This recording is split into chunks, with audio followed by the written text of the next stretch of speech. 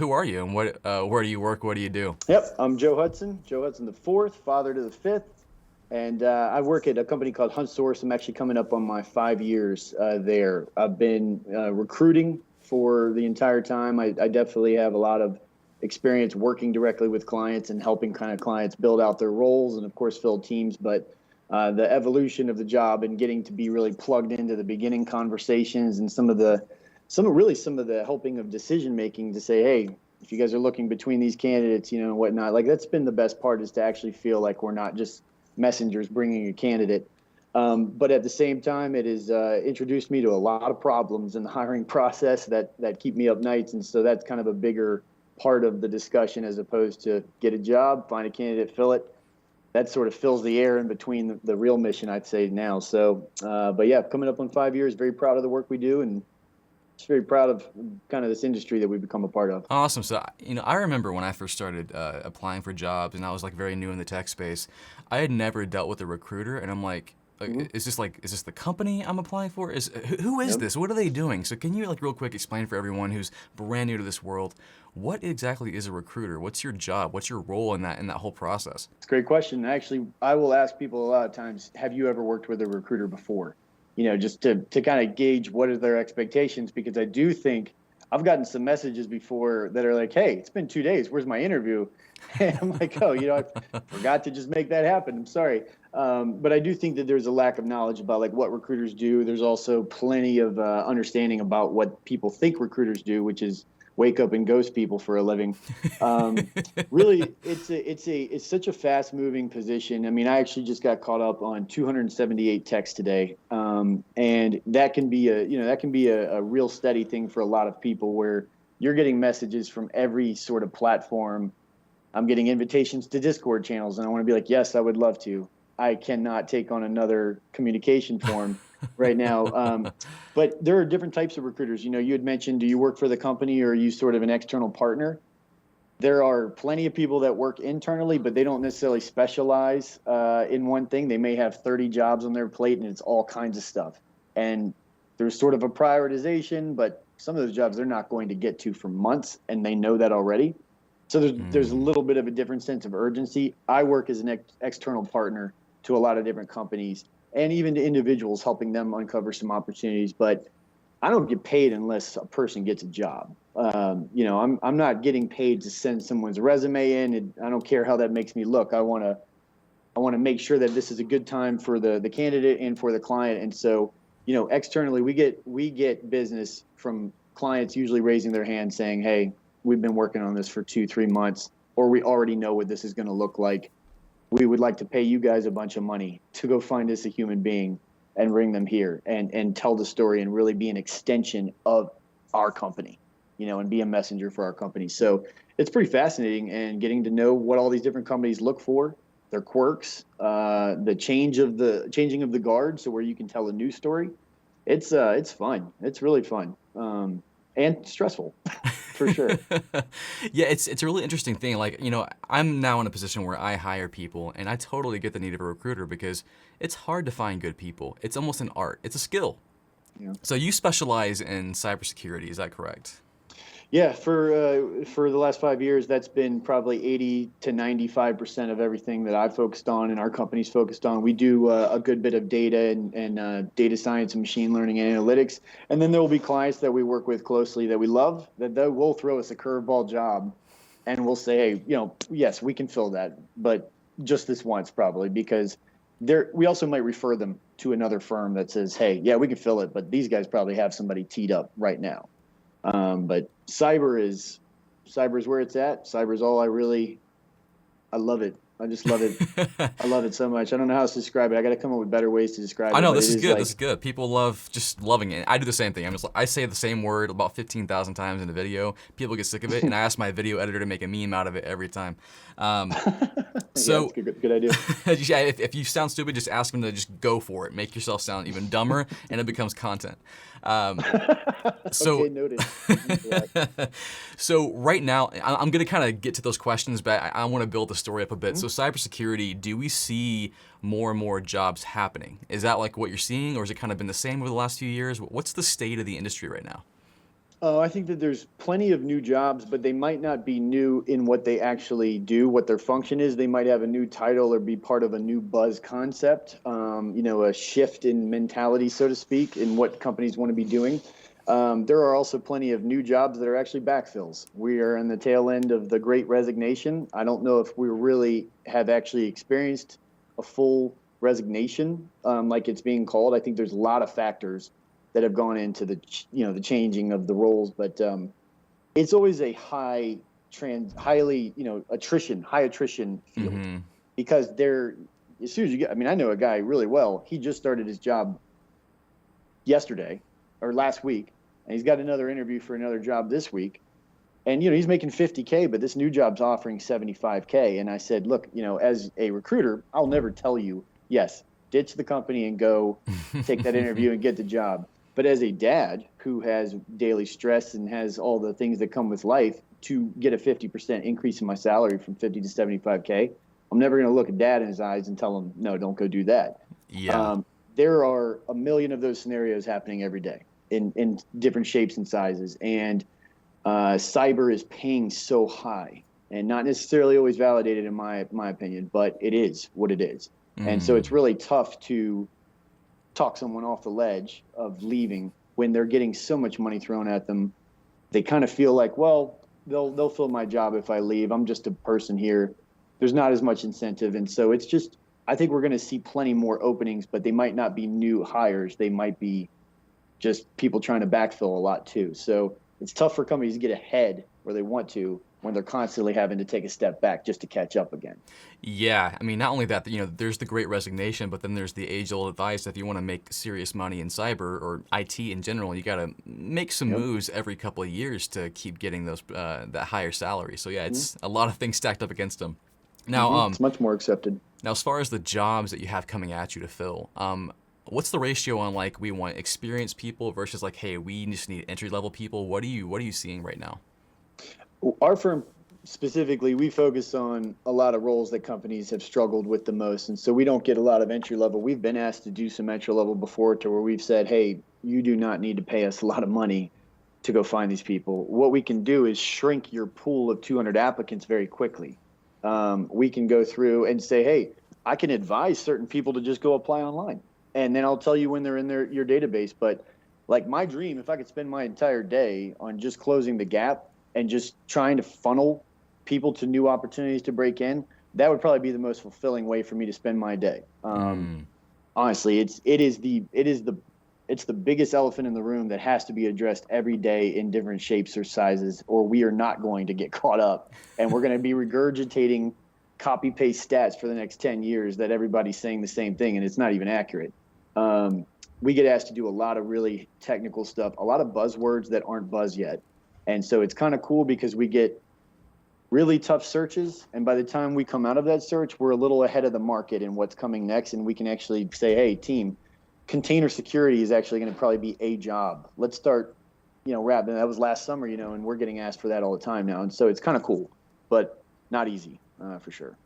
So that's really awesome to hear. It's so cool to hear that. Like you're kind of getting the forecast before anything else happens. Like people are like, hey, we got this new Kubernetes thing, the security, we need pen testers for this and all that, and you're getting the 411 on that. This age-old question, right? So we'll see companies put a job requisition out saying, okay, we want someone with 20 years in Kubernetes that's been out for not 20 years.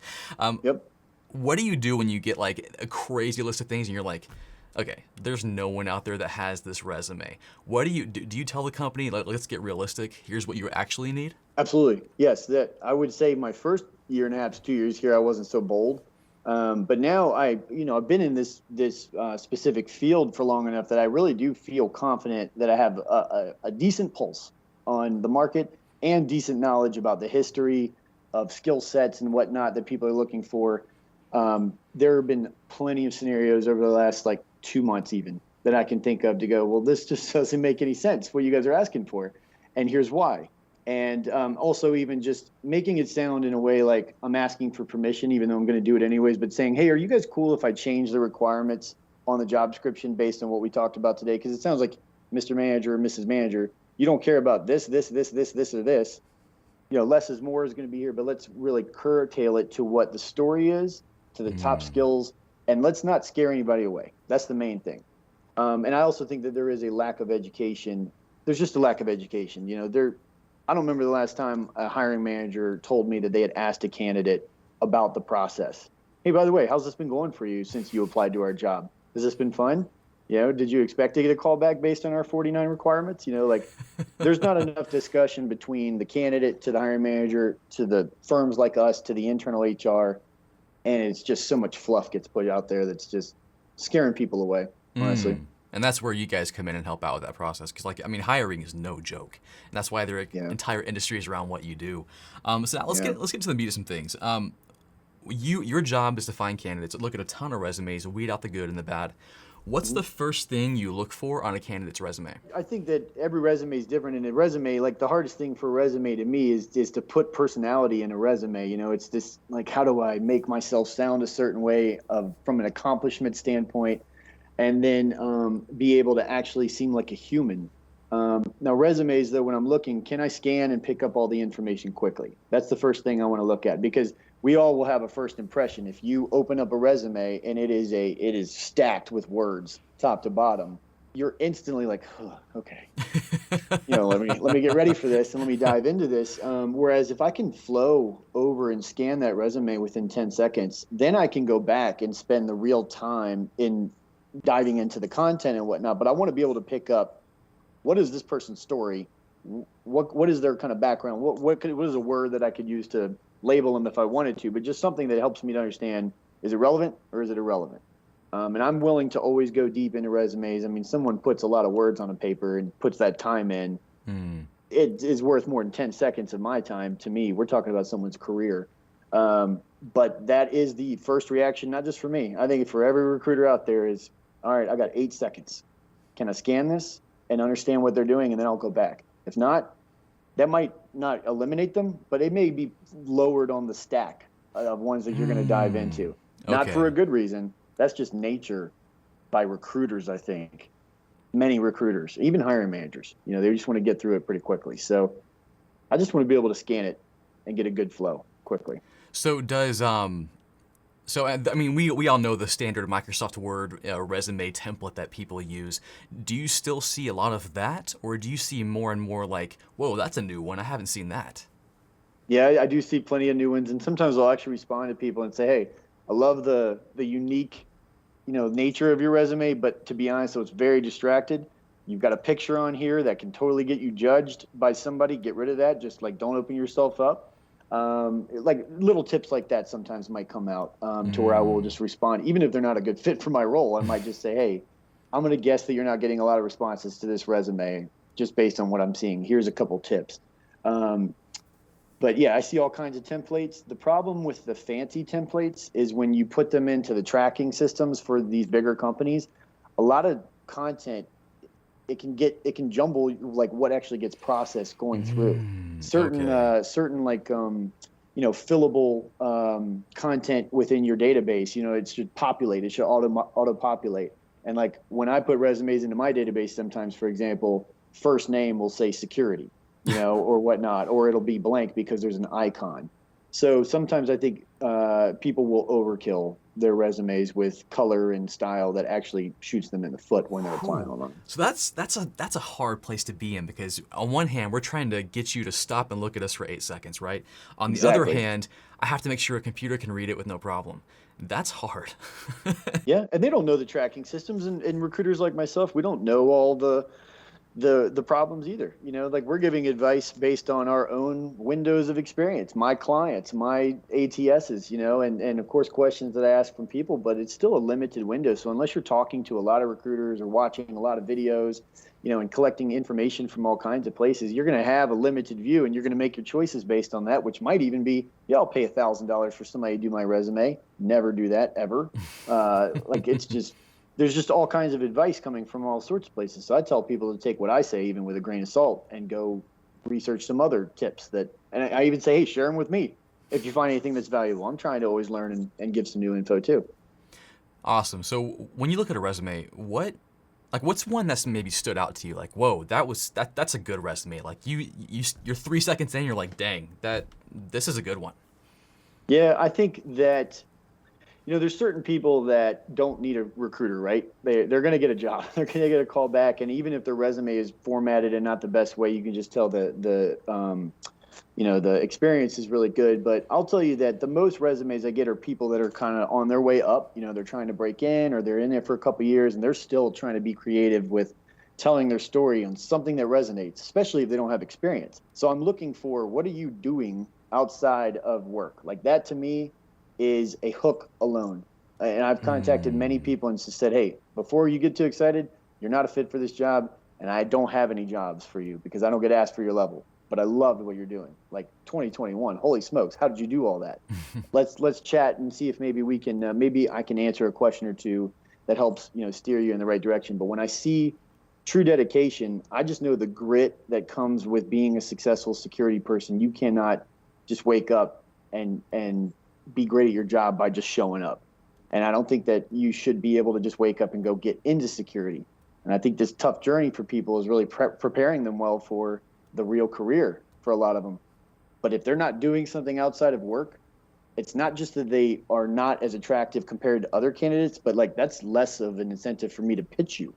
Like, hey, this guy's been going for his OSCP for 3 years. He's really dedicated. Like, no, it sounds like he's actually not dedicated whatsoever.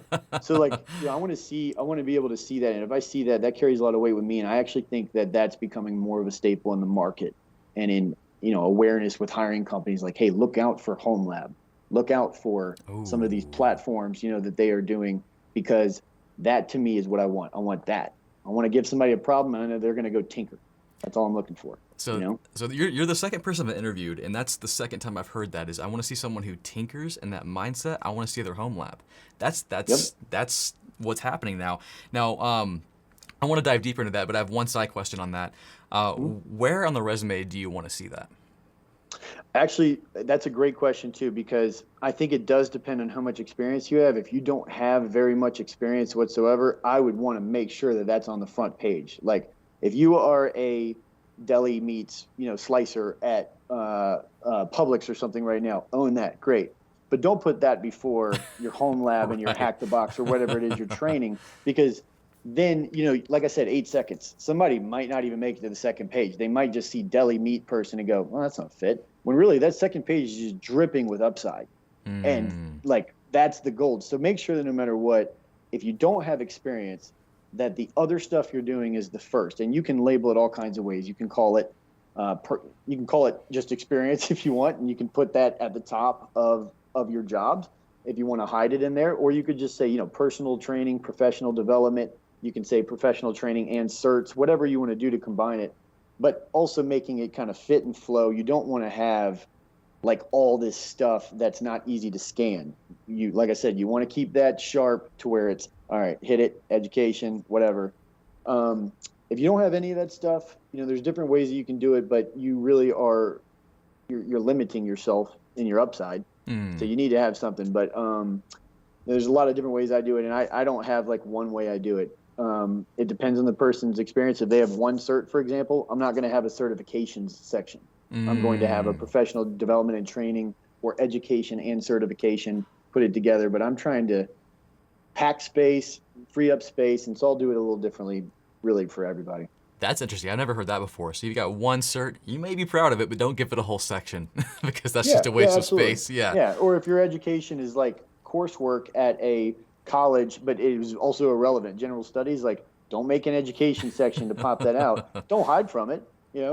Some of my family members and best friends never graduated high school, and they're the smartest people I know. Don't hide from it, but don't make it the spotlighted area if it's not one of your strengths. Right. So highlight the strengths. Yeah, don't highlight the deli meat if that's what you're doing. Own it, but put the more relevant things that will make you shine up the top. Awesome. Exactly. Quick side quest. How many pages for your resume? That one is one that I am a little prideful on, because I hear a lot of people saying you got to have 2 pages. And I think for someone that's got 10 to 15 years of experience, to ask them to summarize 10 to 15 years of experience in 2 pages, that's stressful. I mean, most people are not naturally resume writers, but then having all these rules. So what I would recommend is get it as close to 2 if you can. And then if you really, really want to go for 2, ping a couple recruiters, and just say, hey, I know that you don't know me, or maybe you do know them, but just say, hey, if you have a chance, do you have any quick tips on how to get this down to 2 pages? I might be able to fix that thing in a minute, and this guy's sitting there for hours just trying to stress over margins. Or I might just look at it and say, hey, this is totally fine at 2.5 pages. Great resume.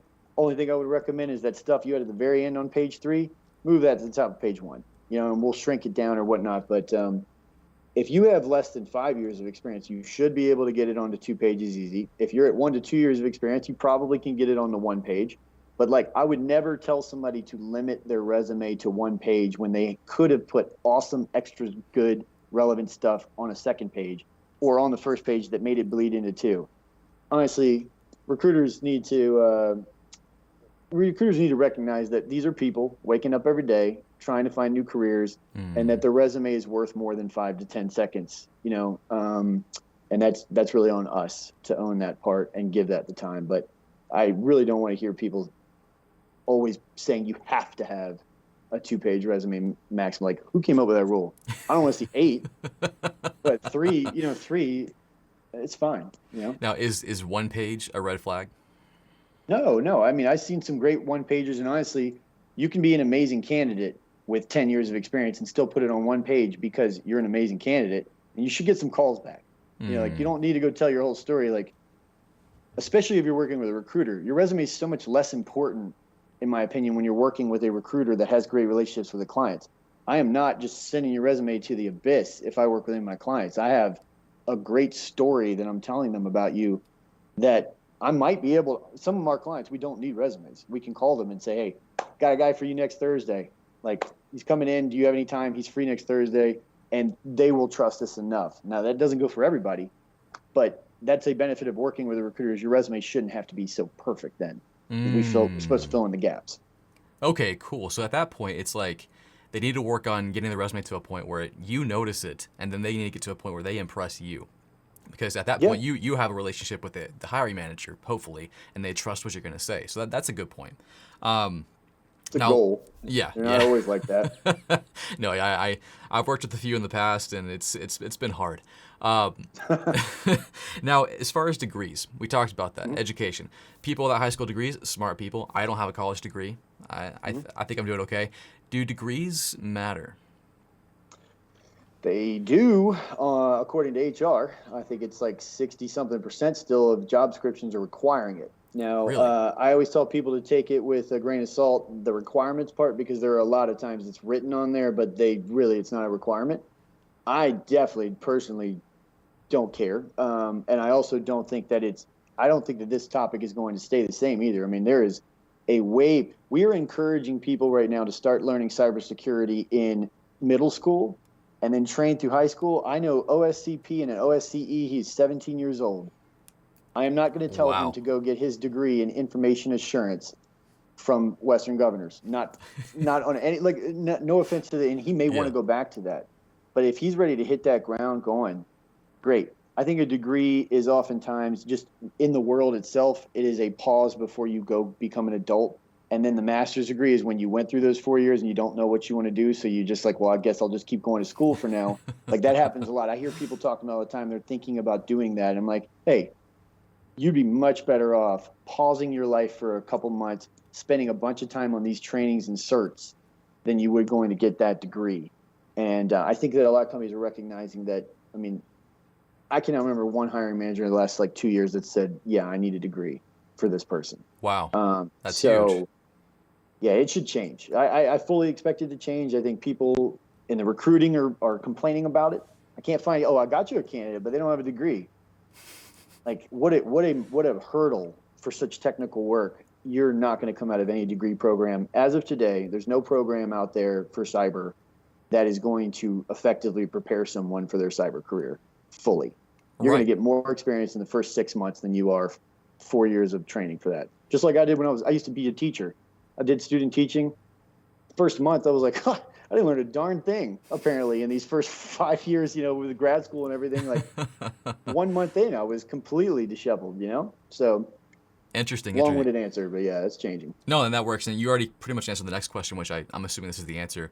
Are certifications more valuable than degrees to most people that they're trying to hire somebody? I think so. The only problem is that there's so many recruiters and HR people that are unaware of these certs, and there's not really a download. And I've actually even thought about like trying to make like a trifold pamphlet, but like a PDF or something that literally just lists, and it's for recruiters, and it's just spelling out like, hey, if you're working this kind of role, look for all these certs. Like these are all relevant. And I've seen all these great charts that have everything listed, but it's not necessarily user friendly. It's just the lack of understanding and awareness of what's valuable out there. If somebody comes through, and they have a GXPN, and a recruiter has no idea like anything about security, they're gonna be like, huh, I don't know. But if they see degree in cyber, they're gonna be like, oh, okay, that's great. This guy knows security. Whereas, you know what I mean? So it's not like the certs are better or necessarily always are going to be more valuable.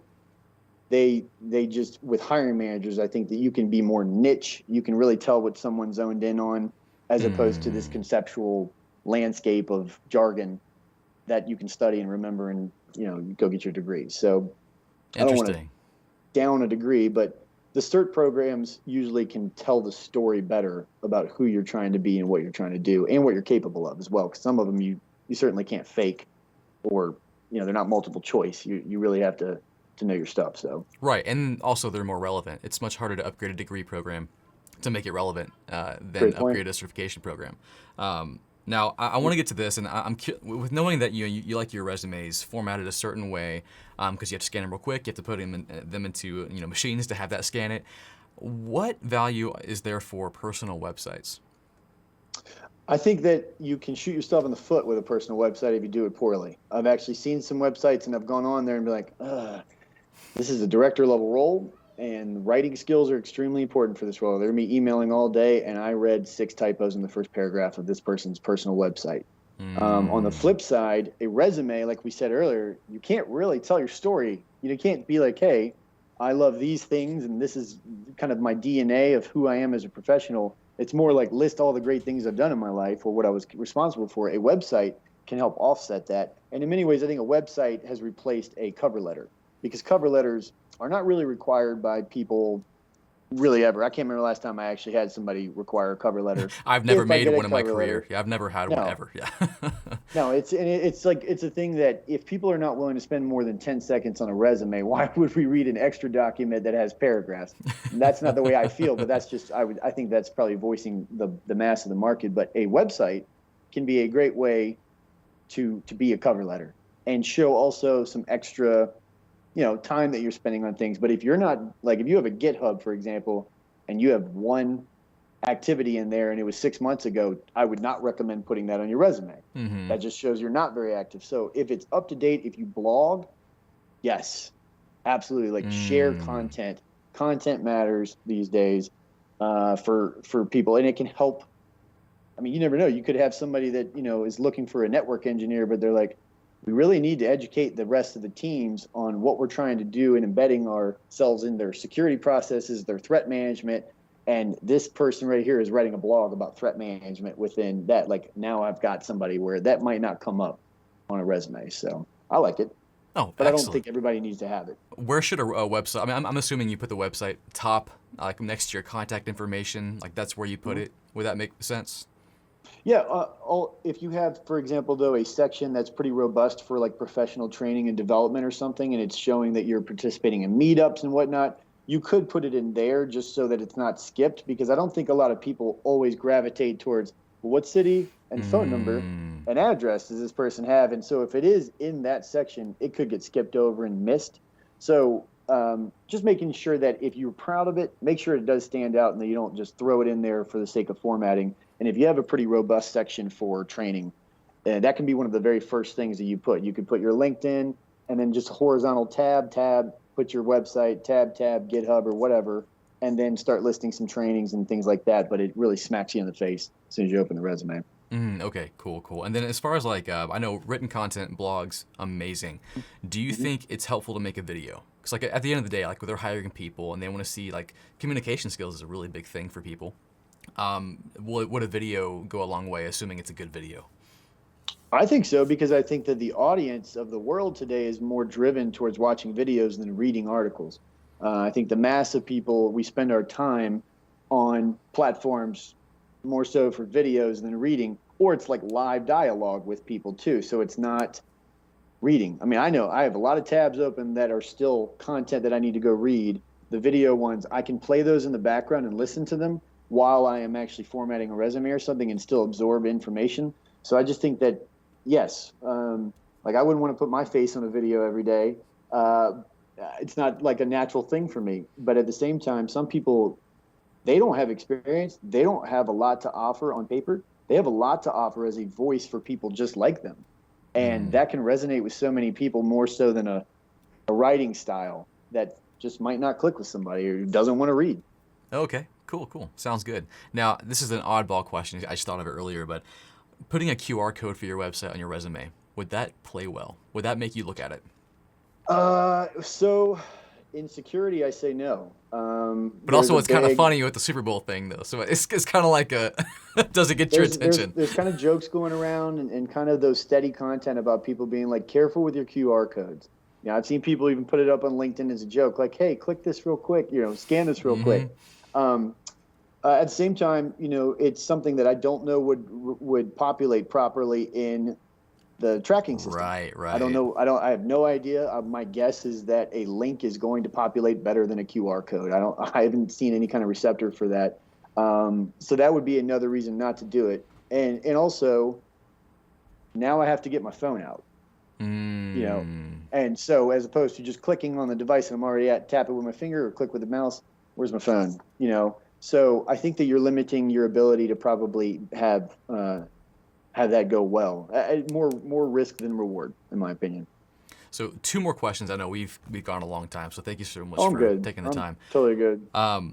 For like, so let's say you find a candidate, right, and you like them, and you're trying to explain to your client, like, hey, this guy's a good fit. Would it be helpful if they had a website you could point them to, say, hey, you know what, don't take my word for it, go look at them. They got a website, they got a couple videos on there, they got a blog post, they got a GitHub. Look at what they're doing. Would that be would that be awesome for them? Oh, I'll lead off my story and just say, hey, normally this is the part where I tell you how great this person is, but I just want you to click this instead. And then here's a summary of their experience, but I don't even need to tell you. Like, this is the person that I've gotten to know, and they show their true colors in this content.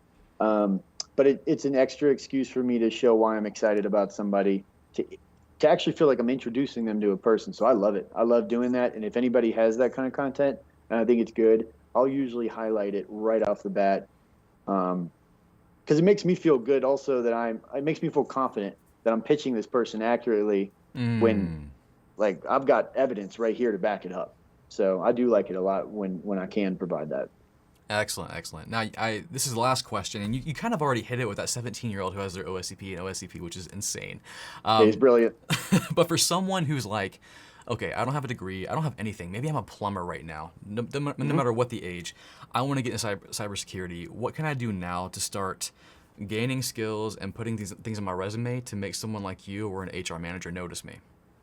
I think the first and foremost thing, and I don't think I'm alone at all in saying this, but networking is, it's not a natural thing for everybody, and there's no one formula for the way you're supposed to network. Something that is very comfortable to send a note to a stranger, hey, I'm introducing myself, that could be like the scariest thing in the world for somebody else to do. So there's no recipe for the right way to network, but figuring out what you're comfortable with and then putting yourself out there in a way that introduces yourself and owning that. What you just said, someone wrote me last night, they were a fireman, I think, and then moved into IT, and now they want to move into security. And he kind of spelled it out for me. I was like, all right, you're not afraid of challenges. That's my first takeaway. I'm interested in talking to somebody that at least I feel could have the grit that we're going to need. And the way I'm looking at it is, I've been doing this for 5 years. I'm not planning on going anywhere. Everybody I'm talking to right now that is not in the industry could be a hiring manager for me in 15 years, 10 years from now. I want to be involved in the beginning of their journey if I think that they're dedicated and are going to go somewhere, because I not only get to be valuable, but I get to learn more about what they're getting contacted about, what kind of jobs are other people thinking they're a fit for, what are they hearing about, how much money are they getting here. I get so much information out of people that don't have jobs right now. And but I think networking is the only surefire way to improve your chances right off the bat, and giving yourself some little daily goals of it. Today, I'm going to make 5 new network connections with security recruiters around the country. And I'm going to send them each a note, and I'm going to hope I get 2 responses. That's my goal for today. And you can go to bed that night and go, well, I only got 1. you only need one recruiter to get you one job that changes the trajectory of your life, and build a good relationship and rapport with that person. You never know what could come out of it. So networking is the only thing you can really control. And then asking questions about people that are like, get in a Discord channel, get on a Reddit if you want to, get on LinkedIn, and just even put yourself out there. Hey, I'm new to LinkedIn. I don't really know how to get started. Here's what I'm looking for. And then put some hashtags of, cybersecurity and looking for a job or whatever. You're going to get all kinds of people coming out of the woodworks with links and tips, and you're just organically building a pipeline of people that you can go to and ask questions and go, well, I was thinking I wanted to go into a SOC, but it sounds like those guys are really stressed, and I don't like scrolling through logs all day. Maybe I'll just go, this other route. And so, but learning from other people is the only way you're going to probably, build up a natural momentum, towards the direction that you want to go, as opposed to just trying to figure it out on your own or reading things or whatnot. Excellent. That's fantastic advice. Well, Joe, that's all the questions I had for you today. I don't want to keep you too long. I know we went pretty long here. Thanks again for doing this. Appreciate it. This was so cool. Yeah, perfect. Yeah, so Gene Harmon, I actually work for a company called 6Gen, and we do offensive security. My title is program manager, but I'm also a senior offensive operator. So super cool title. We do like that. So we hack things. I mean, that's what we do. We hack things mostly, probably for the government is our biggest client, but we do commercial work as well, and we large companies. So I've been in the industry probably about 15 years now, give or take. Wow. So I think it's safe to say to call you an expert. Go with that. I try not to, because if I'm the expert in the room, I sometimes feel like I'm in trouble. But yeah, I know a few things to get me in trouble. So. I mean, that's what the job entails, right? Yeah. So anyways, let's talk about getting other people jobs here. So sounds good. I imagine you're in a position to hire people, and you probably see resumes come across your desk. You put out job requisitions. When you get a resume for someone, what is the first thing you look for? And this could be any position from entry level to advanced to whatever. What are you looking for? Yeah, so my first thing I'm looking for is, what experience have they grabbed just either in the field or if they're in their role. I'm trying to see where their career path took them. And if it's tech, awesome. I want to see that trail, building up to our level, which I do think most pen testing and red teaming is more advanced. Mm-hmm. But I want to see that trail up. If they're a insurance salesman, great. How'd that path go from insurance salesman into our realm of offensive operations? Gotcha. So you want to see that. You kind of want to see that story of like, okay, fine, they're plumber or whatever, but how'd you get to here? And they got to design that out there. Yeah. So I think a resume that really flows and tells me that right away is going to catch my eye, because some of my best hires have not been the traditional path, right? It's been that guy who really put in the work after hours, from a sales job to whatnot to pen tester, right? And those, while they're hard to weed out because they're kind of diamonds in the rough finding, but if they can tell that story in some way on that resume, that's going to catch my eye. Excellent. So we will talk more about how people can tell that story, because I know a lot of people kind of have that story. They want to switch jobs. They want to jump into this. So how can they start to tell that story in the resume? We'll get there. First, I want to jump right into it. What's a red flag on a resume? Like when you see it, you're like, this dude's not working here. That's stupid. Don't put that there. What is it? So there's a few red flags, and some of them are kind of subjective, but the one is job hopping too often. So while a lot of people say that to move around, 2 years in this industry is the norm. We see a lot of people hopping every 2 years, but if you're going to do 1 year or less, you really have to explain that. And multiple 3-month positions is a major red flag. So the flip side on from an employer side of things, you're spending a lot of money getting these people up to speed. You're onboarding them, everything, and if they're going to leave in 90 days, that's kind of rough. 2 years, I can live with 2 years. Okay. 1 year, I can live with that as well. But if there's a lot of job hopping, the next thing is listing too many tools. So like the you know, entire Kali Linux tool set. yeah. So listing too many tools, that's kind of a red flag for us, because we're saying we know you should be somewhat of a subject matter expert in a certain field. We know you know how to use Nmap. We're pretty sure. Bash scripting, yeah, we know. So you probably can dabble together some Bash, but we don't need to know every single tool you've ever touched. Sometimes that can be a red flag when there's 100 tools on the resume. Yeah, I could see that. Like they just put -H and all the switches and stuff. Like, what are you guys doing?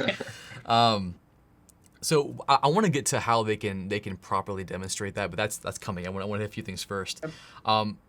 Now, when you're hiring people, is it most of the time going to be like intermediate people, or are you looking for entry-level folks? I mean, you mentioned like was it salesman or something? Do they need experience at that point, or are you just looking for someone who's been putting in the time behind the scenes?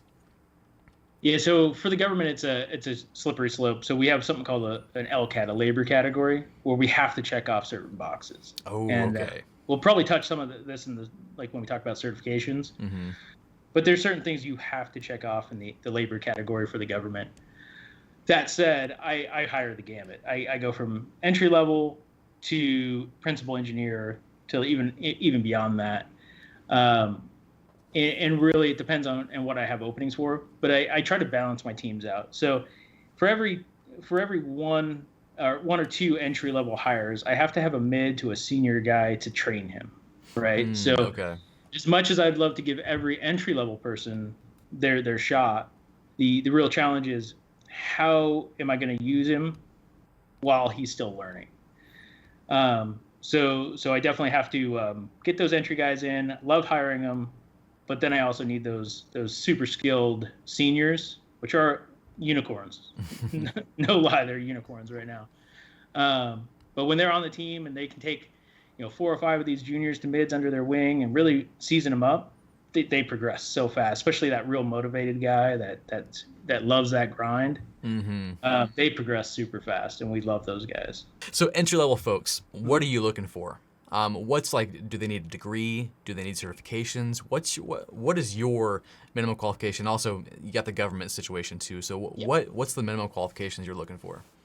So minimum qualification, especially on the contract I hire most for, we're looking at an industry cert, offensive. We're looking at OSCP, GPEN, that level of entry level offensive cert.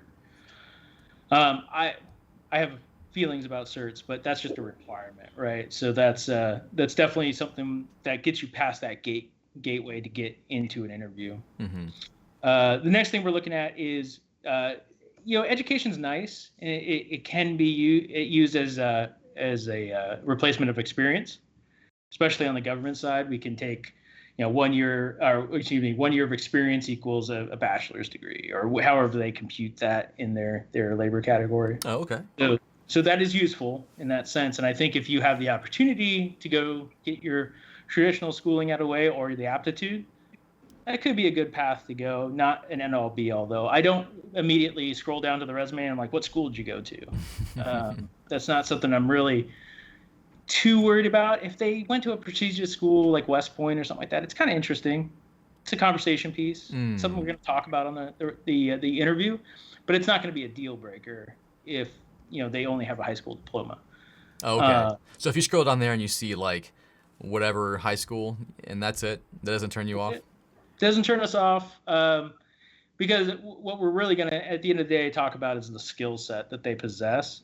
And the resume piece is just to get over that HR hurdle and get filtered out to get to the tech interview. Because if you wow us on the tech interview, well, now there's a conversation to start having there. So, whether you go the college route, whether you go the cert route, really, what do you know is really where these entry level guys are going to come and shine.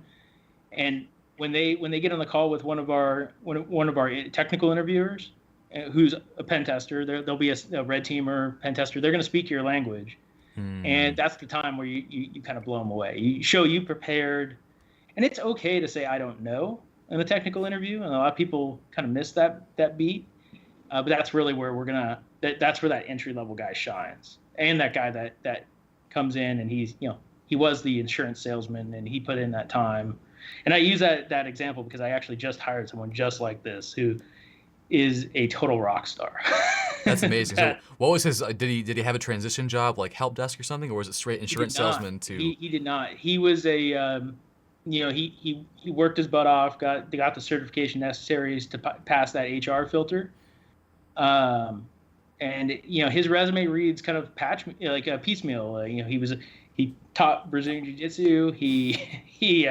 He went to this insurance auditing sales position, whatnot, made good money there. But behind the scenes, he was, his dev ability is fantastic. Like he can do payload dev. He can network pen test. He can do the whole gamut of skills, and he can speak on them very intelligently. So when you have a conversation with him about these very technical concepts, he can break them down for you. And it's not just a cursory, he knows the vocabulary or just the term. He knows what that term means. And I think that's where the entry guys really come off. Like, who put in that work. Okay, that's amazing. But what I got to know is, okay, he was able to tell you that in the interview, but how did he put that on his resume to get that to you? How did he format that? Because he can't claim it as experience, right? Like, I didn't do the job. So how did he say, oh, I know this?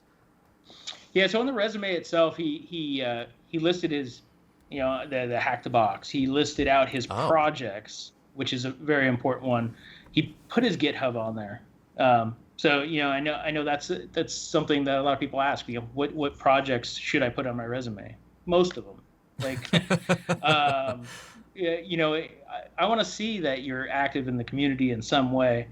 And not everyone needs to go make a YouTube or a blog or anything like that. But maybe a GitHub, practice your coding here or there. That's great.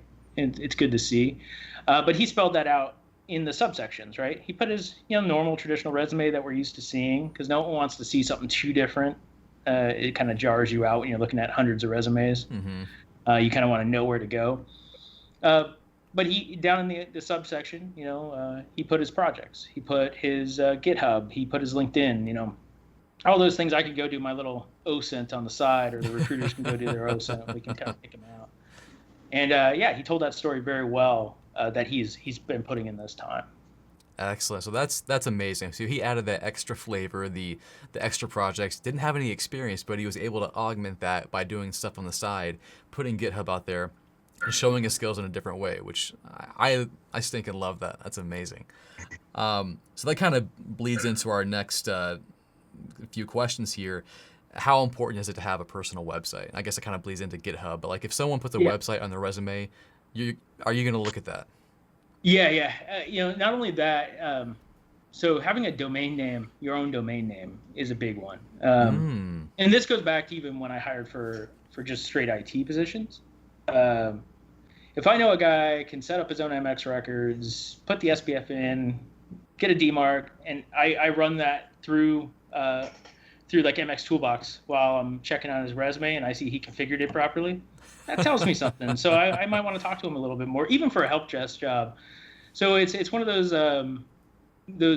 little attention to detail things that a lot of people don't know hiring managers even look at, but we do, because we're getting hundreds of resumes. So when one catches our eye, we want to see, is it worth the extra time to kind of dig deeper with this person. So yeah, put your projects on there, get a website, even if it's only for your email. It does help out, I think. And then as far as like where you host your projects, even if it's GitHub, some kind of other third party. I know they have the link tree now that you can post all your different, like, things like that is fine. You could even do a forward from your domain to one of those kind of sites, and I think that would be perfect. It doesn't have to be too complex. Gotcha. So you're looking for that technical ability, just the person who's like, okay, I need a website. I can do this myself. Let me get the MX records and everything. So you're looking for that technical aptitude. Yes. Yeah. Now, as far as like, let's say they do build their own website, and you go there, and let's say they're applying for entry-level pen testing position. What should they put on there? I mean, would you want to see maybe like a YouTube video of them talking? Like, would that give you more information about their communication skills? Would that be helpful? Yeah, I mean, that's interesting. I haven't ever thought about that. I haven't seen anyone do this, But we did have an applicant recently. He ended up passing on the job, which is fine. That's totally reasonable. He has a very big social media presence, and he's very well known in the community and everything like that. And yeah, that helped our decision, like to make him an offer. He was a known quantity, if you will. Mm-hmm. So we were able to see him in action for a long period of time. He's been in the community a while. He, makes videos. He makes the Twitch, the live streams and all that kind of stuff. And it was something that we could look back on and say, okay, well, we saw him progress, right? So even if it is just the hi, I'm Tom. I like to hack things. Yeah, I could see that being a huge benefit to us. The soft skills are important. So. Excellent. And I think it comes back to what we were saying earlier. It's about crafting the story of like who you are and what your journey is. And it's hard to tell that if you're not actually writing it down in a blog form or figuring out a way to put it on a 2-page resume or on a website, kind of just like detailing your projects. I know for me, when I was hiring people, is trying to figure out if they're a good culture fit, or can they communicate well, are they hungry, do they want to tinker, and I think those extra things kind of add just another layer, another dimension than just flat page of like, I don't know who this person is. Now I'm curious, like you mentioned Hack the Box and maybe Try Hack Me. How do they put that stuff on their resume? What would you want to see? Like I know you can go through hack the boxes and everything. That's what the thing is. But how would you want to see that on the resume to go, oh, they went through Starting Point and they did Dante. Like, how do you want to see that? Mm-hmm. Yeah, and I especially with the Pro Labs, I'm good with them listing those out. I don't want to see every box that they did, because there is a lot of cheating that goes on with those kind of infrastructures. But I just want to know you're trying something outside. I also love when I had this happen recently with someone that posted a link to their network diagram for their lab. And I thought that was amazing. It wasn't super complex, but they had their DC in there, and then they had their user accounts, and then we had a conversation about that after on the interview. So I think for Hack the Box, I want to see that they're touching on it. I don't really care about their rank on Hack the Box. I don't care about the rank on Try Hack Me. Oh, they don't have to be top 10%? Don't have to be top 10%. And I think I read somewhere that like the 1%ers are actually it's such a large swath of people now that 1% doesn't mean as much as it used to. So a lot of people put that on their resume. It kind of just bleeds in as noise at this point. But I want to know what you've been working on a little bit in some form down there. And just short notes. If someone has a home lab that they build out, does that hold a lot of weight with you? A lot of weight. Especially if they lack a traditional IT background. So like coming from like system admin backgrounds, tech support, there's a vein that you kind of touch on in the IT community where you're knowing the pain point of that system admin. So when you go to hack them, you have why something was lazy, like that was done it was done super fast, and you look at it and you're like, I know why he did it this way. Because I did the same thing. Because I did the same thing. Yeah, I was lazy once. Sometimes we still are. It's you get that. So where these guys are lacking some of the new, especially the up and coming talent that we're seeing come into this that has these other platforms to go off of, and they don't need to follow these traditional routes to get into this industry anymore. We're having a home lab is going to tell me you're trying to fill some of those gaps. So I get to see that you're setting up a DC. You might not have done it in production, fine, but at least I know you can do it. And then now we can talk about misconfigurations and how to hack that and all the fun stuff that goes along with that afterwards. And we really can work with them. That's cool. So, I'm thankful. Really like it. I'm thankful there's people out there that like you that value that, because it's hard getting into this industry if you try to go the traditional route. It takes time. It takes a lot of effort and luck and knowing the right people. But this way, you can literally kind of hack your way into it just by working your butt off and studying, which is so cool. Now, one last question. I don't want to keep you too long. And this is kind of the harder one. We've already kind of answered it in some way, though, already. For someone who's like, okay, hacking sounds really cool. I want to become a pen tester, whatever. what do you recommend right now they start doing, and what they can continue to do to possibly become an entry-level person on your team? Yeah, so if they're going from zero, the first thing I say is do the trifecta: A plus, Net plus, Sec plus. And the only reason I say that, I'm not a huge cert proponent of anything, and Oh, feel free to touch on the certification thing. I'm curious how you feel about it. I'll give it. But yeah, so I'll start out with this. So those three give you a great foundation, especially if you approach it not to get the cert, but get the knowledge out of those certs. I think it gives you somewhere to focus on. It gives you something to get that foundation. So this is like the zero course. I don't care if you go and do something after that with that, but at least I know you know how to. You know what a VLAN is. You know how to segregate a network, and it works out well for you. And then you have something valuable that can get transferred over to some of those labor categories we talked about on the government side. So there's some perks to it. From there, definitely get hands-on. Like the quicker you stop watching YouTube videos and going doing it, except for Network Chuck, you should definitely watch him. Because I make you do hands-on. Yeah. Click the subscribe and the bell, and so. But yeah, it get hands-on as quickly as possible, and other ones in the community like IPSEC and things following along. I'm all for it. Just do it while you're watching. Because it is an issue, like where you tend to just kind of live third party and you think you know how to do it, and then you go to actually do it and you realize you never practiced it. So, but yeah, that's kind of where I would start out. From there, if you want to go to the pen testing route, get those entry level certifications. So I look at OSCP as entry level for pen testing, GPen. ECPPT, the I&E guys, they do a pretty good course over there as well. And probably the best one out there, but it doesn't get a lot of HR traction, is the CRTO course with Rostamouse, Daniel Duggan's. I've never heard of that one. Oh yeah, CRTO is probably the most realistic. I mean, as gamified as they are, it's probably one of the more realistic. I have pretty much every new hire go through it at this point. Really? Okay. One of the benefits is Cobalt Strike.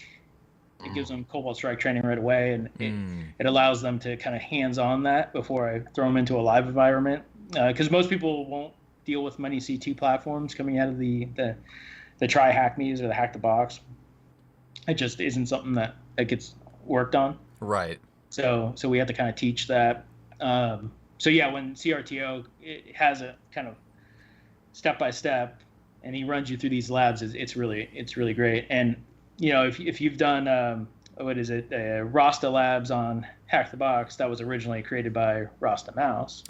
Did not know that. Okay. Yeah, and that's his. And he makes great courses, great labs, and they evolve over time. They don't stay stagnant. But yeah, to get back onto the certification. So I guess what I think about certifications is, a lot of people think that they're the end goal, and to a certain extent they can be, but the knowledge on the certification is definitely the most important. I also think people say certifications are harder than they actually are to keep the value of the certification high. So I think a lot of people bow out of a certification route because they think the OSCP is going to be the crown jewel of your certification portfolio, and then you end up taking it and you might be a little bit disappointed, or it might still be a grind, but it's definitely conquerable. And the people and the rate that these certifications are updating themselves is too slow to be viable in the real world. It's just it's not what it used to be 5 years ago. Even we're moving every month. There's a new technique, a new way to do things, so it's starting to move quicker and quicker. So one certification isn't going to be the answer to that. So certifications as a whole, I think, is a money grab for these very few companies, and they're trying to grab a lot out of our community, and without putting in the effort to actually train our community. So I think that a lot of the going back to the YouTube stuff is better because it's fresh. You have to always make new content. You're coming out with new things all the time, and it's if it's almost like the supply, the supply and demand. You're forced to make the more fresh content, but I could watch every single one of your videos and not get that certification at the end, right? I'd have to go still take a Cisco certification. So right. I think these certifications are a crutch for our community right now, but we have no other way to judge talent to bring these people in, right? So they're a necessary evil. Right? I'm curious, in an ideal world, how would you like talent to be validated? It's a tough call. I think our interview process validates it pretty well. It's just getting past that initial hurdle, right? Like getting past that. I think there's just a lot of maturity that has to happen in the industry as a whole for us to get to that point. A doctor is a doctor because he goes to med school. An architect has to go get his licensing to design buildings. A network engineer, not so much. I mean, there's many ways into that career field. Pen tester, same thing. There's many ways in there. So we don't have this like straight path right now that we can get these guys through, and we don't have reliable courses at the college level, certificates, or anywhere that really has that straight path. And I mean, that's kind of the point of the conversation, right? It's super hard to navigate these things, and that's the immaturity of our industry right now. And I think eventually we'll get there, but it's going to take us a little while. Ideal validation would be, these certification bodies, OffSec and INE and whatnot. They're updating every 6 months. They're actively probably a subscription model is the only way that makes sense. And we have to renew our certs. We have to keep taking them. We have to keep doing that stuff. I'm not a fan of the whole like CISSP, like having to get my credits every year or whatnot. But it keeps you on your toes, I guess. So that could be a way to validate it. I don't have a great answer for how to get that initial entry level hurdle to fix that, but that's kind of like the boat we're in right now, right? So yeah, that's fair. That's fair. Now, and we're pretty much done at this point, but I know you made some people cry when you said OSCP was entry level, because for some people like that is a huge thing. And anyone who passes it, they should be proud. I mean, it's a great milestone, and celebrate it, like for real. But you're entry level in pen testing. So I really want to say that you did a lot of work to get to that point. And, you go to DEF CON, you go to the different conferences, and if you got hired as a pen tester or you have your OSCP, you made it compared to probably 75% of the people there, right? In martial arts, there's a saying that, you get your black belt, well, now your training just begun. So I saw a meme the other day where it said, entry-level pen tester or new pen tester, and it said, all right, I did my OSCP, now all this pain and suffering is behind me. And then there was like the guy with the club standing behind him saying, first job interview. And then behind him is advanced techniques, obfuscation, like payload development with the bigger club, and then another guy. So that's kind of how this world is. Like, you're going to cross that one hurdle, and there's another one waiting right behind. So celebrate your milestones, but it's definitely entry level. So last question, and I promise it's the last one. So, you're fine. So minimum requirement for you would say, is OSCP before they apply for a pen test job? Yeah, something along those lines at least. I could say for certainty, any entry level pen testing job that has a job posting is getting dozens of resumes a day. So where the shortage, so everyone talks about the cybersecurity careers shortage, the InfoSec careers shortage. Really where we're seeing that shortage is in the upper echelon of positions, the mids to seniors to principals. Those are impossible to find. They're demanding really high salaries right now, and they can get it. The entry level world's a little bit more realistic, where you kind of have to gauge your progress and put in that work. And set yourself apart best you can by all the everything we've already talked about. But the entry level certs, definitely focus on those. And then for our positions, like we said, we have labor categories, so we have to have those. We can't compromise on those. That's Government doesn't interesting. let us. Yeah, So, I knew there were government requirements. I didn't know it was called like labor categories, and you had to like yeah, fill out a bunch of these. Interesting. yeah. LCAT is the internal term, and every task order or contract for another word is it has an LCAT on it, and it could be like 6 LCATs, and they could be different ranges, but they all have different requirements, and you have to stick to them pretty close to stay within, to stay fair on the contract, I guess. Gotcha. Okay. Yeah. Well, Gene, this has been amazing. I'll be honest. I've interviewed a few people, and you're the best one so far. So thank you. This has been really cool. Yeah. That was great. Yeah, I appreciate you taking the time. And Yeah, no problem. if you wouldn't mind staying available for like other interviews, because like this is cool. I can really Oh yeah, learn a just lot reach from. out to me anytime. Yeah, this has really been amazing. Any last questions for me or anything on the top of your head? No, we are actively hiring though, so if anyone's out there, we'll definitely entertain them. So All right. They just have to get the OSCP, the easiest entry-level certification in the world. easy. Study in an afternoon, pass it in the evening. You're fine. There you go. All right, man. Well, I'll let you get to it. Appreciate it, man. Take care. Chris, honestly, I don't know much about you, so we'll go ahead and start off with who are you and what do you do? Sure. Yeah. So I've been in cybersecurity for the past 20 years. And, long story short, I'm one of those people that kind of just started lost, right? Didn't know what I wanted to do and got into the field with help desk and worked my way up and really did some consulting at first. I went from help desk to consulting. And from there, I became a network engineer and slowly kind of started going towards the cybersecurity route.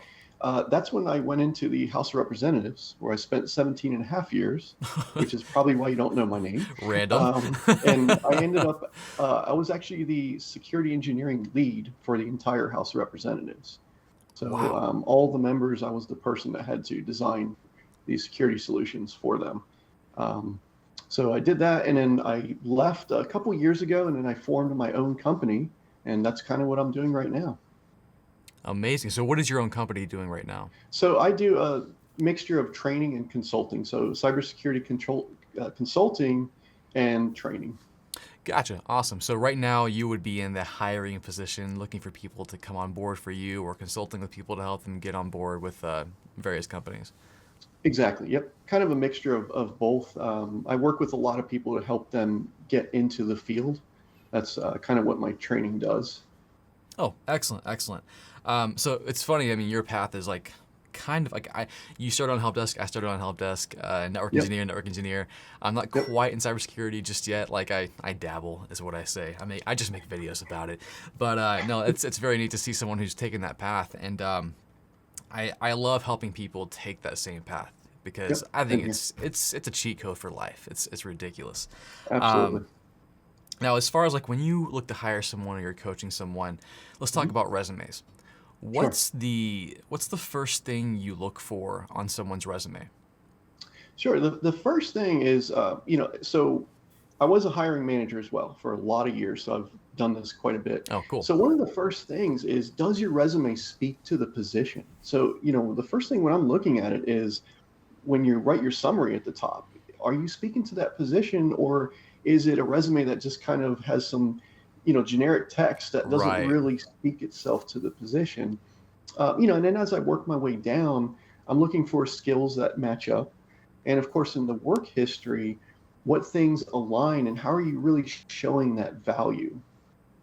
Gotcha. So what's something that would make you like when you see a resume, you're like, oh my gosh, wow, that's pretty awesome. Like it just makes it stand out and pop. And this can be an example of one you may have seen in the wild before. Yeah, there was one person who they had listed, and we're going to get to that later, projects that really aligned and they, were able to really speak to the position through their own work. So this person didn't really have a lot of experience, but they put in so much work that myself and the other people on the panel were really just blown away that the amount of effort and charisma that the person showed. So those are definitely types of things that do help. Yeah, we're definitely going to touch on that here in a bit because that's awesome, and I love to hear that because that's what I always tell people, and I think if I were to hire somebody, I would love to see stuff like that. But yeah, we'll touch on it here in a bit. Now, I want to talk about some resume no-nos. What do you see that's like a huge red flag? What makes you just go, oh, okay, hard pass. Let's move on to the next one. Yeah. So, all right. Well, let's think cybersecurity for a second, right? You're protecting, something that's very important. So when I see like sloppy mistakes on a resume, to me, that's kind of, is this person going to pay attention to detail? Are they going to miss an alert? So, I tell people spell check, right? That is a really easy, important thing. Another thing is when there's a disparity between your skill set and your experience. I've come across some that say, yeah, I have a year of experience, but I'm a network, a cybersecurity expert, and they start to list a lot of different things. And immediately there's a little bit of, what do you actually know? And then probably the other thing that really kind of, in fairness, I ask about this, but when I see short time spans between multiple jobs, were they a contractor or is there an issue where they're not really able to stay at one place? So that, for an employer who's looking for someone to be dedicated, could be something that's a little bit of a red flag. Gotcha. No, I definitely see that. I mean, you want to hire somebody who's going to stick around for a bit. You want to hire someone who's not like fluffing up their resume with things that aren't true. Like, are you an expert? You've been working for a year. You don't become an expert in a year. Come on. Exactly. Okay, cool. So just random things that maybe allude to the fact that they're not being totally honest or they're not really sure what it takes to be an expert, things like that. Now, as far as someone who's trying to make themselves look good on a resume, do degrees matter? Oh boy, that's the question of the age-old question. I know it. Right. So today is the world is different, right? Once upon a time, cybersecurity didn't move at the fast pace that it does today. I call it a velocity today. So I will say when there's a position that the degree is required, sometimes there's a regulation that the position has to have a degree. So in that case, yes, it matters. But, myself and, some of the other managers I've worked with, we look more at what a person actually knows over a degree. So, we get candidates that know the job extremely well that don't have a degree. And then we have some that have a degree and they can't speak to a lot of the technical areas. So it's kind of an open book. They do help, but at the end of the day, I would tell people, even if you don't have a degree, don't let that stop you. Go for the position, but show them that you know the technical areas and that you can actually do the job. Okay, so that bleeds into certifications. So I know, like I always tell people, I think certifications can replace degrees, and oftentimes they tell your potential employers more about what you know than a degree will. So what's your opinion on that? Yeah, absolutely. And well, we have two types of degrees, right? We have the kind of general certifications that cover the areas. They're not really specific to a vendor. And then we have the vendor specific certification. So having that vendor specific cert, if you're going to a job that has it listed, absolutely is an advantage to you. Again, if you can speak to the technical areas. However, one thing I tell people when you're starting out, and tell me if you agree or disagree, I tell them you don't need to have every cert under the sun. You only need to have a few to start out, because you really want to back them up with some experience and some applicable knowledge. So would that be a red flag for you if you saw someone like, they haven't worked a day in their life as a security person, but they're walking in with like 15 certifications, OSCP, all these things? Would that be a red flag? I wouldn't call it a red flag because it shows effort, right? Certs aren't easy to get, so you had to work for them. And, maybe I would look at it as, well, maybe they're really good at taking a test. So the way I would kind of cut that one in half is, if they have all the certs, how much can they actually, show me that they know and have learned, versus someone, now the red flag comes out, someone who has 10 certs, but I ask basic questions and they can't really answer those. That to me says, well, they focused a little too much on the exam. Yeah, I always hear the thing like if you're gonna put it on your resume, you better be able to back it up. You better be able to speak to that situation. Don't put Active Uh, Directory on your resume if you touched it 10 years ago and you know nothing about it now. exactly, exactly. So we're gonna go ahead and jump right into what we were talking about earlier. Uh, Mhm. Tell me about that person who had projects on their resume. I'm curious, like, so where do they put it? Was it like a home lab? Was it like not even work related? What was the situation with that? Yeah, so it was, I'm trying to, I can only say certain things, right? Oh yeah, sure. So they did projects that were very specific to the position. So that's where they did align it really well. Now, here's the secret that I'll tell everyone, I'll share with that they did that really stood out for me. And they got the job, by the way, is they were able to speak from the entire process of the project, which most people say, oh, I just did this thing, right? And this is, what I accomplished. But this person was actually able to spell out how they designed it, the steps that they used to implement, and then really what they did with it. And it showed basically, hey, they could do this position.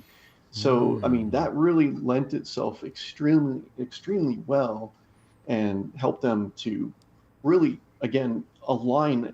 They didn't have the experience, but they used that project to really align themselves with the position better than people that had experience, believe it or not.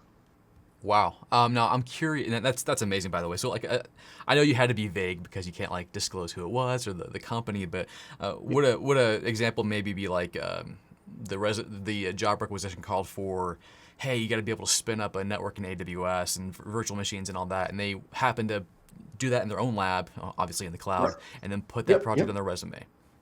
Yeah, no, precisely. So you're a network guy. So let's talk a quick network, right? So Sure. let's say they configured a switch and they designed, multiple VLANs and they built, multiple routers that had redundancy. And let's say they configured, network protocols Hmm. between or routing protocols. And we're able to speak to this is why I did it. Here's what happens when it fails over. This is why I designed it like this.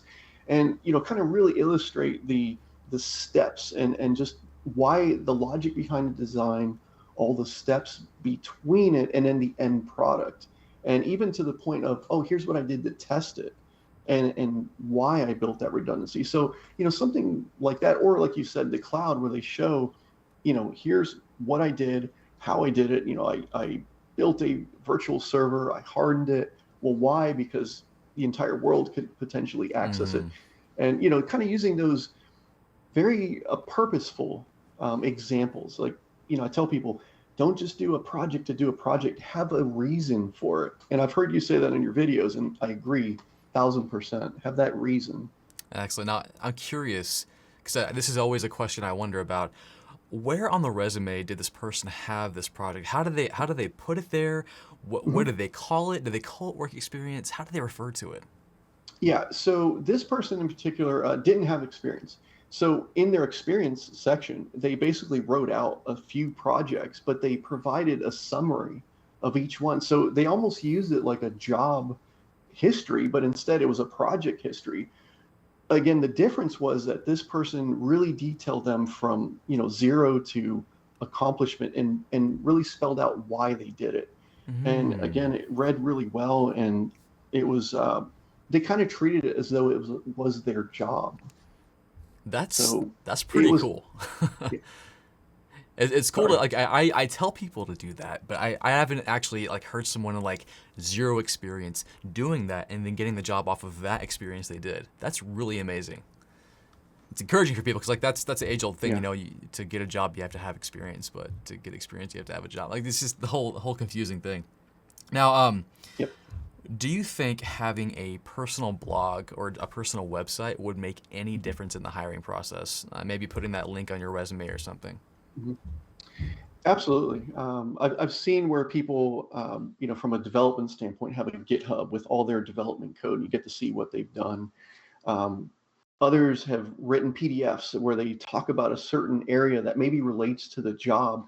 So, I mean, that one's a tricky one because you got to get someone to go to your blog, right? So you kind of have to combine it with maybe some networking where you go on LinkedIn and you maybe post, your PDF and show the world, hey, here's, the relevance to the position that I want in the PDF that I created. So, it really can help by, someone when they have a decision to make and they go and they click that link and they see your work, it could make the difference at the end of the day. Gotcha. Yeah, I mean, if they're going up against multiple candidates, and that's the X factor that puts them ahead. So I'm curious, like when you see a resume and you do happen to see like a link, is your first instinct to go to that link, or is it like, oh, I'll check it out later? Like, what's your impression of it when you see it?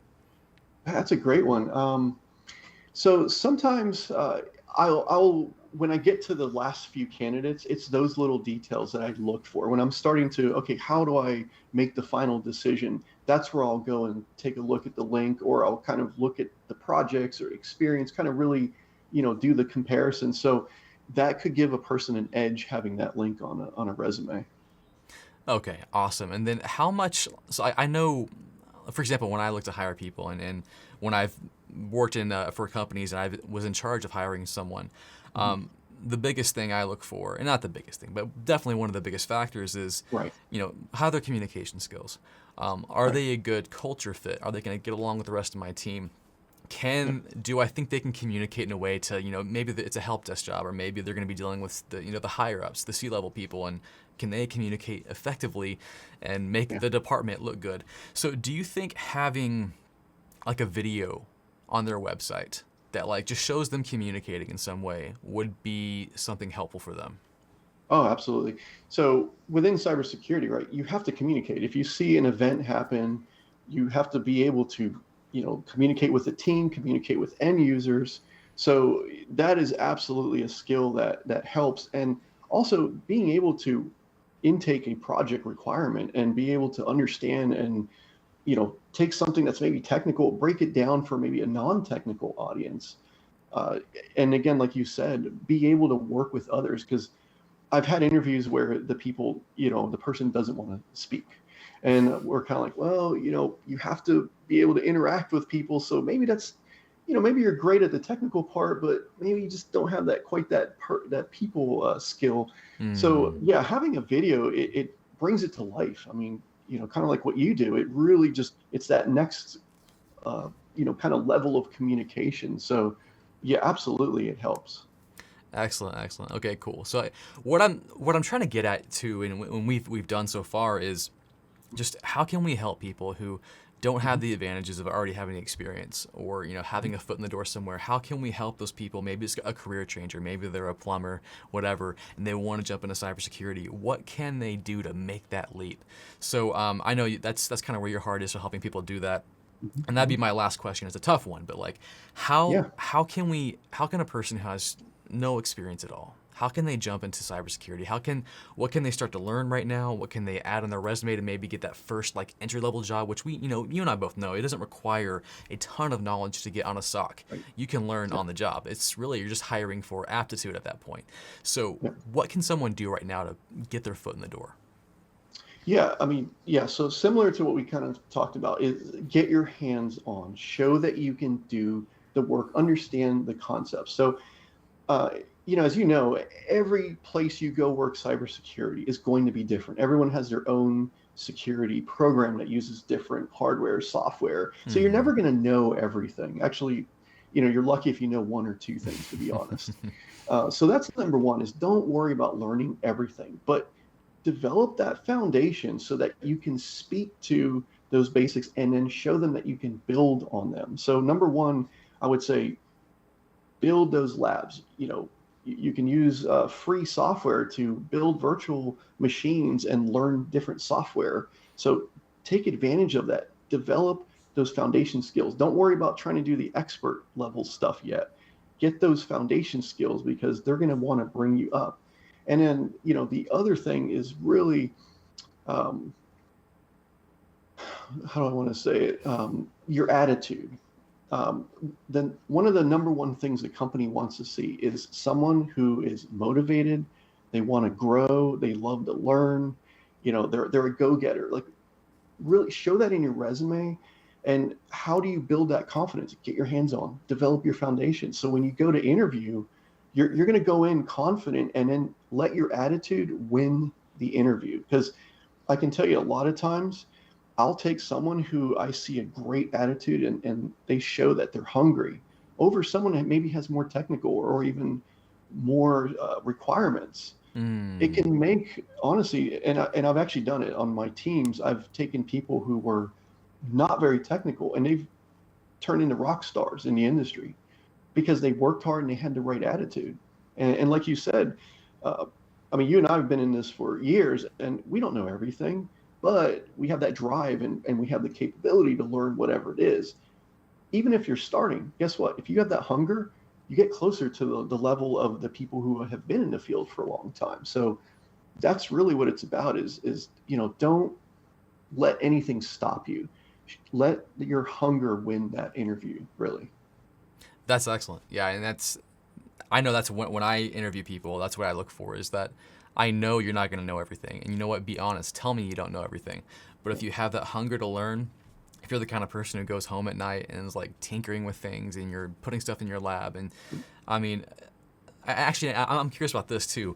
Do you think it's valuable for a candidate to look at a job description and like analyze the environment, try to get a good idea? Because they'll list all the things like, oh, you need to know Active Directory, you got to know OSPF, you got to know a little bit of cybersecurity here and there. Do you think it's valuable for them to try and build out that environment and try to like mimic it and bring that to the interview? Maybe like, hey, I looked at your job description, I tried to do this myself. Would that be valuable for them?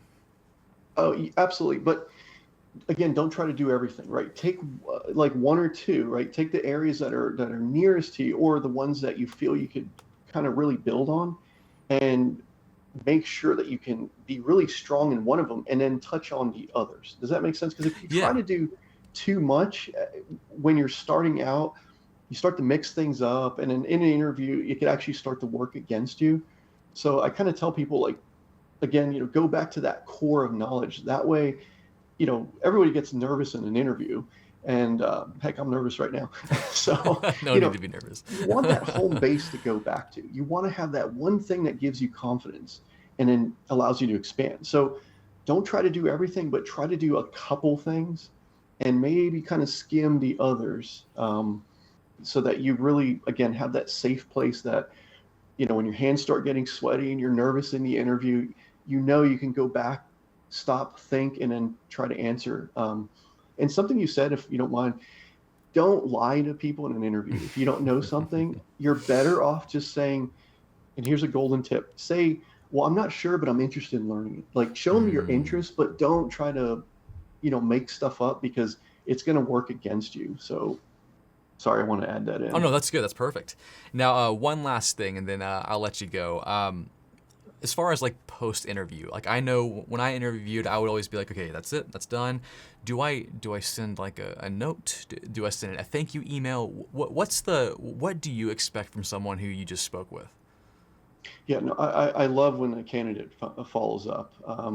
I think that's an absolute, if you have an email, it never hurts to send a thank you email and, offer any questions, anything I can do.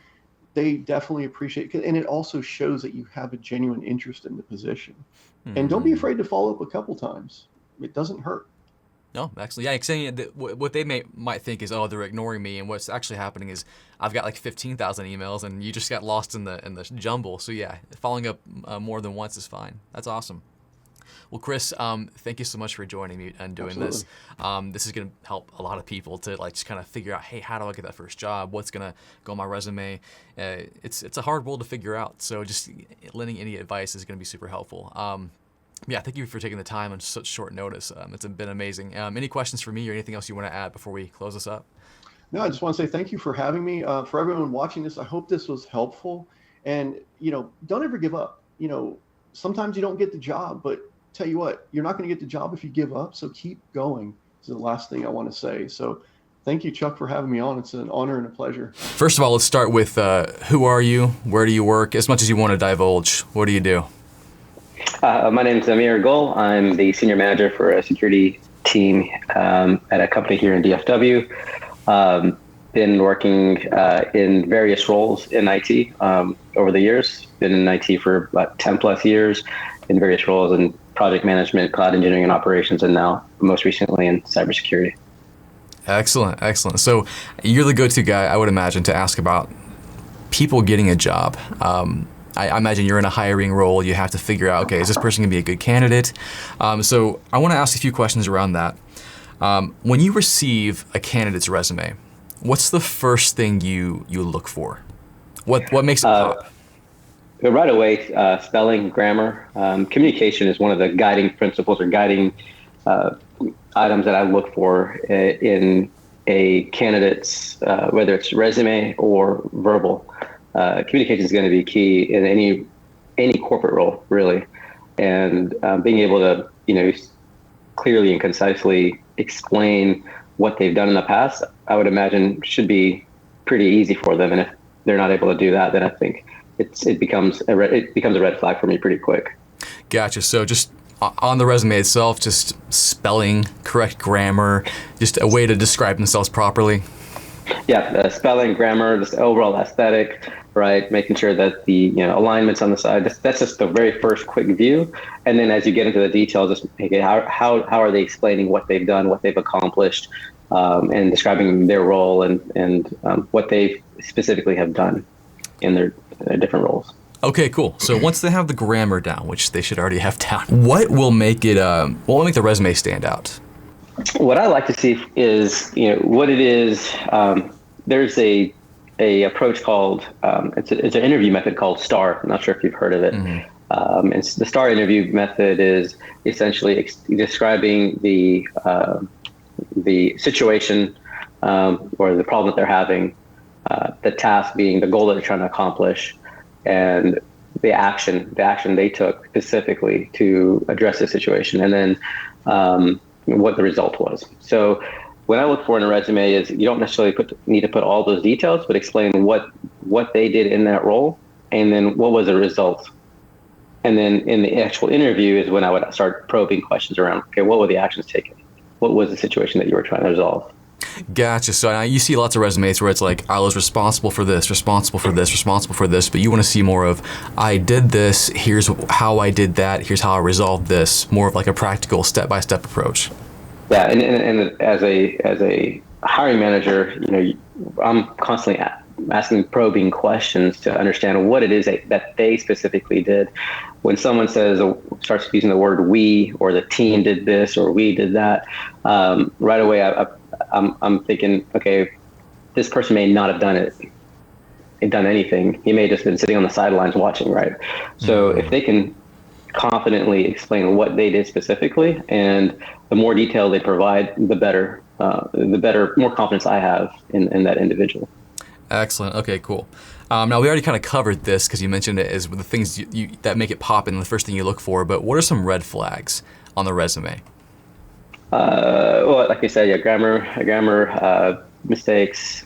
Red flags on the resume itself would be just gaps in time. 1, 2 would be this constant hopping around. So I've seen resumes where people have hopped around job to job every 6 months, even less than a year. And when you start to see that, the red flag automatically comes up. But I would always ask the question, okay, is there a reason why? And that's the question I start asking. And if in some cases it makes sense, like I've hopped around, I've been in different roles throughout my career, and but there's a reason. There was always a logical reason on the reason why I moved from role to role. But I didn't hop around from company to company, so it's maybe an old school mentality, right? There's that as well. So loyalty means something, and so in the back of my mind, if someone has been hopping around a lot, I'm already thinking, okay, well, how long do I have this person for? Right. Because I mean, you say it's an old school thought. I mean, a lot of people are old school. Like when you're hiring somebody, like when I hired Cameron, if I know he's going to leave me in 6 months to go back to you, I would be really pissed. So we'll see. So we're going to hit some hard questions here. So a lot of my audience is trying to get into cybersecurity, get into IT, and they're curious, okay, what do I have to do now to actually make this happen? So I want to hit you with a few questions that kind of surround this area. First, do degrees actually matter? Do you look for that bachelor degree? Does it have to be on there? This day and age, I don't believe it does really. But what I do appreciate, folks that do have a degree, it does show discipline. So if they have other ways of displaying that, right? Someone that shows a passion for their subject, So if they're going in, they want to go into cybersecurity or whatever role, being able to display that, whether it's through certifications, whether it's through formal education, or it's just through on-the-job training, that's fine too. What I'm looking for, for me specifically, is I'm looking for someone that has passion, and someone that has passion can almost tackle anything, right? If they've got a passion for it, they're going to figure out a way to solve problems. And so I look for people that have passion and want to solve problems. Okay. So that jumps right into my next question. So certifications. You kind of already said that certifications can be used instead of a degree, as well as long as it's combined with passion. So certifications, where do they stand versus degrees for you? For me, I struggle with this, and I'll explain this why. I have a very different philosophy, I think, from a lot of folks. I like, if a person has 20 certifications, I have a ton of certifications, but I do it because it forces me to learn new areas. I just recently moved into cybersecurity, and there was a bunch of areas that I didn't know, and so the CISSP, for example, forced me to learn all these different areas that I never thought about before. And so I can appreciate that. But as long as there's a story behind it, right? I've seen resumes that a person's just got a bunch of certifications, and they don't actually use that certification for their current job or role.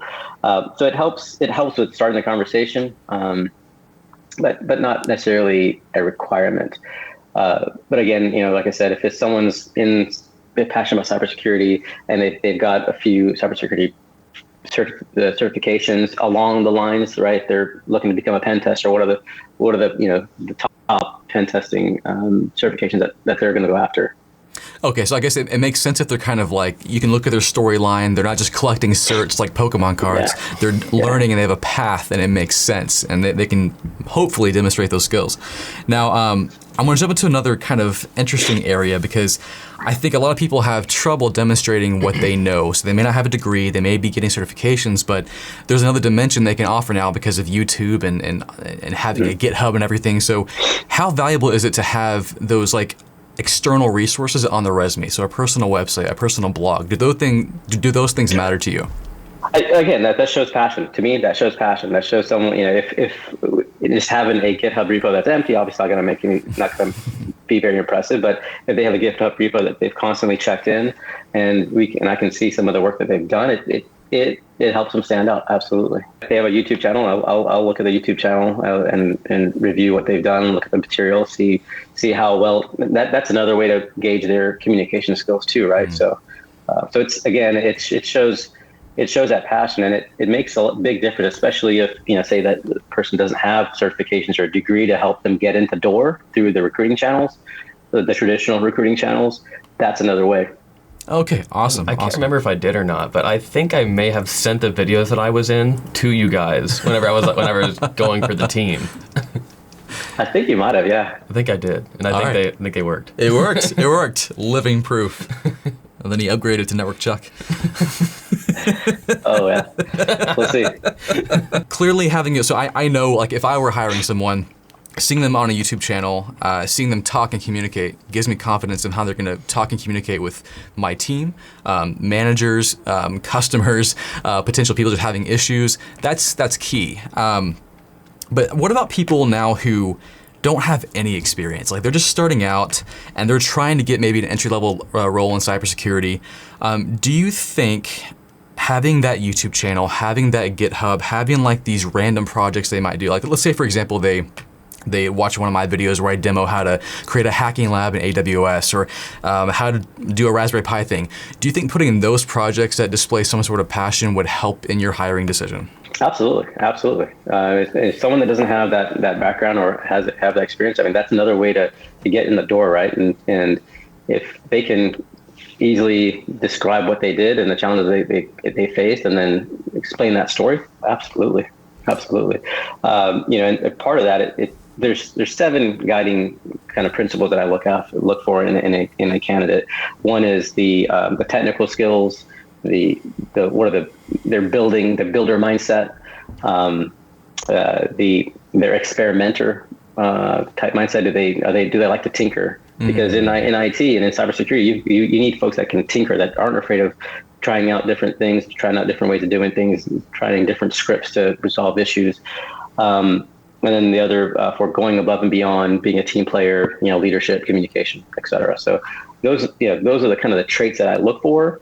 And so if I can see bits and pieces of those within their resume, that all helps. So obviously YouTube channel, the GitHub, the YouTube, the blogs, that helps kind of demonstrate their technical skills, their builder and experimenter type traits. But on the other hand, I'm also looking for the soft skills as well. Okay, excellent. So if you were to see like let's just say a scenario, we have two resumes on the table. One resume, it's a pretty typical resume. They got a degree maybe in cybersecurity. They maybe have a few certifications. Maybe they've stated a role for 2 or so years. It looks good. But then you have another resume that's maybe no degree, but they have a few certifications, but they have just projects on projects that they're working on in their personal life. Maybe they have a website where like, okay, this weekend I did this next weekend I'm working on this. Which one would make you more excited? I'd say the second one, absolutely. That just shows passion. But at the same time, it wouldn't hurt to review both and potentially talk to both candidates and see, and that the other candidate may just not have a good way of explaining what they're passionate about. But the second candidate has just project after project. I think, and that may be, again, I'm biased towards that. Everyone has a different philosophy, but for sure, I think that second candidate may win out in that aspect. I'll put that one on top of the pile as a starter review. So awesome. Well, one last question, and this is probably the hardest one. For someone who right now is like, man, I want to join Amir's team. I want to be in cybersecurity, but I know nothing. I don't have any IT experience. What should they do now to start working towards maybe that role? What would they put on their resume? What could they start working on right now to possibly be a member of your team, theoretically? No experience, let's just say very little IT background. I think at that point, they would really have to start finding, if getting a degree is an option, maybe getting a certification, right? I'll say the CISSP certification was a phenomenal certification to go through. Now, it's very difficult that getting that certification itself requires years of experience already. So it's tough to actually get that cert, but going through the testing process, going through the learning process of that certification gives you so much IT knowledge in general with the cybersecurity lens on it.